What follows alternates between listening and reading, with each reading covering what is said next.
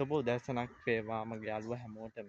අද මම ඉන්නේ උතුරු දුම්රිය මාර්ගයේ අවසාන දුම්රිය ස්ථානයේ කංකසන්තොරේ දුම්රිය ස්ථානයේ.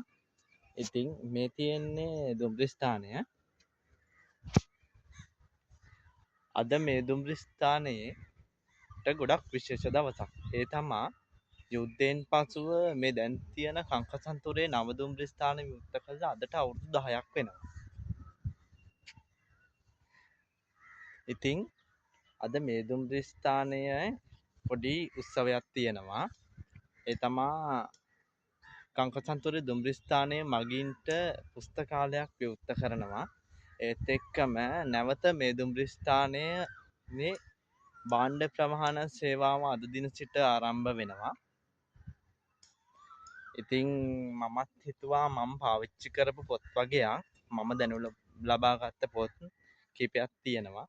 මේ දුම්රිය ස්ථානයට ලබා දෙන්න අපේ සහෝදර සහෝදරියන්ට ඒකෙන් දැනුමක් ලබා ගන්න පුළුවන් නේ. ඉතින් අපි දැන් යන්නේද එහෙනම් දුම්රිය මාර්ගයේ අවසාන වෙන තැන බලන්න. අපි ඔන්න යාළුවනේ මෙතන තමා ශ්‍රී ලංකා දුම්රිය සේවයේ උතුරු දුම්රිය මාර්ගයේ අවසාන වෙන තැන. මෙන්න ඔය ටික තමා.